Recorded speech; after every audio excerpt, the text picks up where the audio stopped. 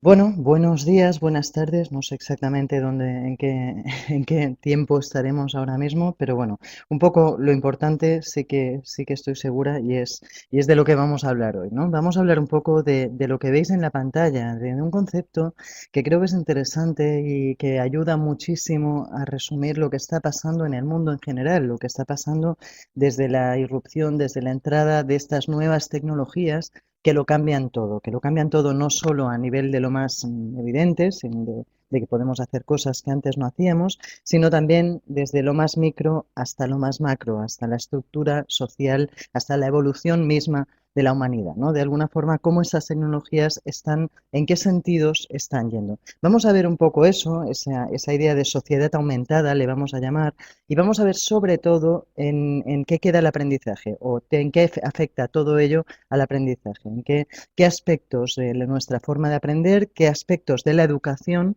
deben cambiar. No me voy a centrar en una etapa del sistema educativo, vamos a hablar más de educación en general, concretaremos cuando sea necesario, pero sobre todo miraremos esa parte de educación 2.0, social web en educación, open social learning, aprendizaje social abierto, como queráis llamarle, pero veremos exactamente cómo afecta este cambio social a la educación y al aprendizaje. Bien, tenéis aquí un poco la primera idea que quería trasladaros. Esta es la portada de mi último libro, sale de hecho mañana al mercado, a las librerías, y habla un poco de sociedad aumentada, de este concepto que os decía, de cómo el resumen muy rápido sería de cómo estamos recuperando esa sociabilidad que es tan importante para el ser humano que durante una época habíamos perdido, pues por diversas causas sociológicas, psicológicas, etcétera.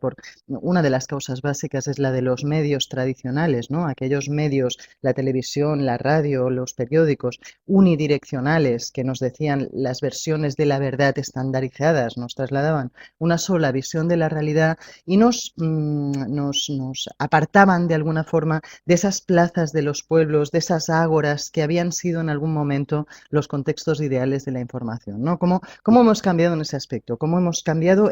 Estamos de alguna forma recuperando una interacción con la información que fue natural en otras épocas, que los medios de comunicación en cierta forma y otros agentes, la urbanización, las grandes ciudades, otros agentes también, que otros agentes nos aislaron, ¿cómo estamos recuperando ahora ese carácter social de la información, esa sociedad de la participación, esa sociedad aumentada, esa comunidad al cuadrado, digamos, yo hablo de redes sociables, de un poco de ese potencial de realización del excedente social acumulado del ser humano que estamos viviendo ahora con esta eclosión de esta nueva capa social que suponen las redes sociales y que se aplica sobre la comunidad, sobre el mercado local, sobre todas aquellas que en algunos momentos se perdieron y que en otros estamos pues o recuperando o potenciando. Por eso hablo de aumentada. Me gusta mucho cómo se aplica el concepto de sociedad aumentada a todo este contexto.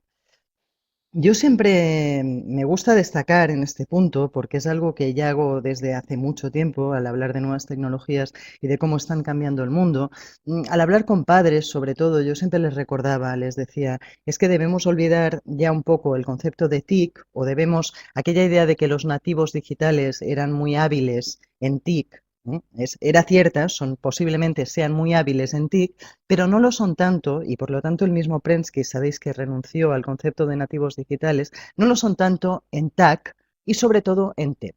Os explico un poco estos conceptos porque creo que es interesante antes de que empecemos. Hablaremos en la presentación de hoy sobre todo de TAC y de TEP, de tecnologías del aprendizaje y el conocimiento y de tecnologías del empoderamiento y de la participación. O sea, de esas dos vertientes de la tecnología. Las TIC sirven para quedar información, comunicación, de alguna forma para quedar con los amigos. Son esos usos más triviales, digamos, más de comunicación, simplemente. De hecho, tampoco suponían nada respecto al teléfono o respecto a otras tecnologías que lo que hacían era posibilitarnos formas de comunicación. Pues el Messenger, todas esas cosas, en el fondo esas TIC, podríamos considerar que son TIC y que sirven a los adolescentes o sirven a los jóvenes para eso, para interactuar, para relacionarse simplemente. No digo que no sean importantes, pero creo que es la parte más conocida de las tecnologías y que deberíamos empezar a mirar, o que es importante que empecemos a mirar hacia las TAC y hacia las TEP. TAC. Tecnologías del aprendizaje y del conocimiento. Para mí el concepto, ya os digo, yo lo decía siempre en charlas, decía, es que los jóvenes, si los dejamos evolucionar solos, si no introducimos las tecnologías en la escuela, van a ser muy hábiles en TIC, van a saber muy bien relacionarse, muy bien hacer cosas lúdicas con esas tecnologías, pero no tan hábiles en TAC, en tecnologías, en el aprovechamiento de esas tecnologías para el aprendizaje y el conocimiento. Aquí en Cataluña, hace un par de años, Jordi Vivancos y la Generalitat inventan el concepto de TAC para un poco esa idea que muchos ya estábamos trasladando, pues le ponen un nombre y creo que es muy interesante esa distinción entre TIC y TAC, tecnologías del aprendizaje y el conocimiento. Vamos avanzando y creo que la flecha realmente es direccional. La flecha significa la evolución del ámbito tecnológico y digamos, de la confluencia de la tecnología y la sociedad. Vamos avanzando de TIC a TAC y creo que estamos entrando en un momento en el que debemos empezar a pensar, debemos empezar a conceptualizar y a trabajar, tanto como ciudadanos como desde los gobiernos, desde las organizaciones, desde la educación como formación de esos futuros ciudadanos en estas TEP, en las tecnologías, en toda la vertiente de las tecnologías que significa cambio, que significa participación, que significa empoderamiento del ser humano, que significa participación en la vida pública.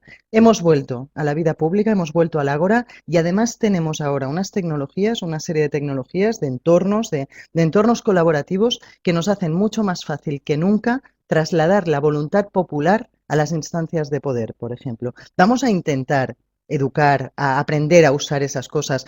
Evidentemente va a hacer falta también la voluntad política de abrir esas ágoras virtuales, de convertir esas ágoras virtuales en espacios de decisión política. Pero vamos también como ciudadanos, como educadores, a educar a las personas para que hagan uso de esas tecnologías de la participación, para que participen.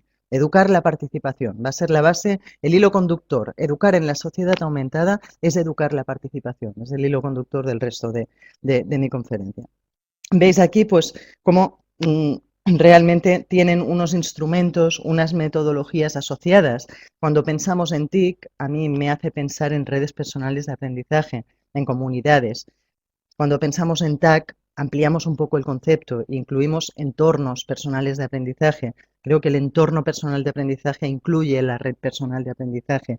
Y cuando hablamos de TEP, de tecnologías de la participación, estamos hablando de algo nuevo, de esos PLEs, de esos entornos personales de aprendizaje que ya empiezan a conceptualizarse, que ya empiezan a pensarse, que ya las marcas tanto de PLE que van surgiendo como las configuraciones personales de la gente o organizacionales ya empiezan a pensar en entornos que contemplen la posibilidad de participar, que incluyan blogs, que incluyan parte activa también, no solo recepción de información, sino interacción con la información y me parece interesante, no es interacción, es participación, no es la sociedad de la interacción, no es de las tecnologías de la interacción, son las tecnologías de la participación. Es una interacción que lleva al cambio, es una interacción que es escuchada y que es trabajada. No es solo la sociedad de la escucha, es la sociedad de la conversación, pero sobre todo de la participación, en la que las instancias, las empresas, las organizaciones, los gobiernos escuchan lo que quiere el ciudadano y cambian. Participación, quiero ver cambios,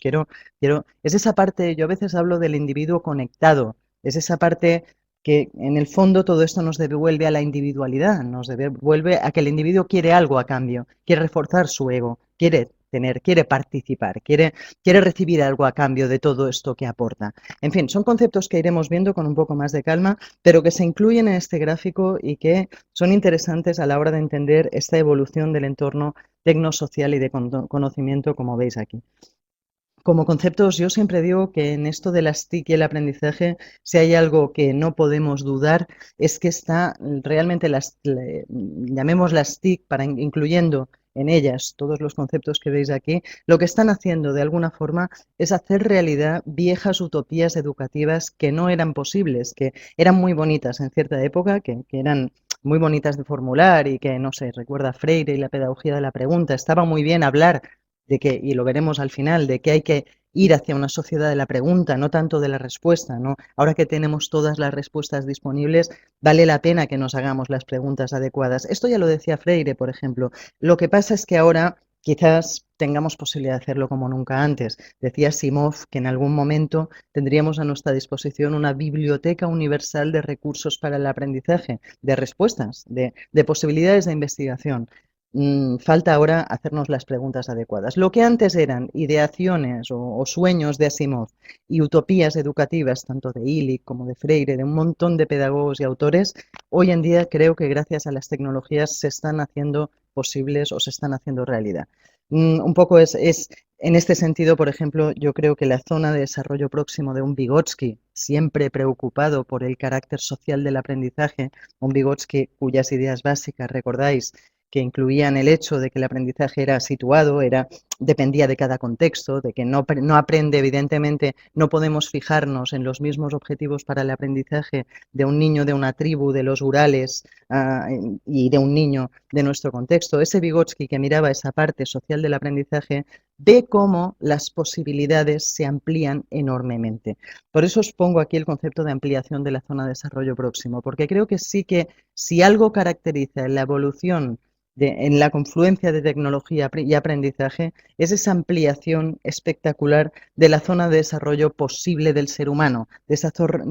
Sabéis que la zona de desarrollo próximo significaba que uno era lo que era capaz de aprender en cada momento, lo que el círculo social en el que estaba inmerso le posibilitaba en términos de aprendizaje en cada momento. Evidentemente, en el contexto de las tecnologías actuales se amplía enormemente esa zona de desarrollo próximo. No sé si recordáis, pero experiencias como el 1x1, experiencias como la de Sugata Mitra y los ordenadores en las calles indias son paradigmas de eso, de ampliación de la zona de desarrollo próximo espectacular gracias a estas nuevas tecnologías para la comunicación, para el aprendizaje y para el empoderamiento.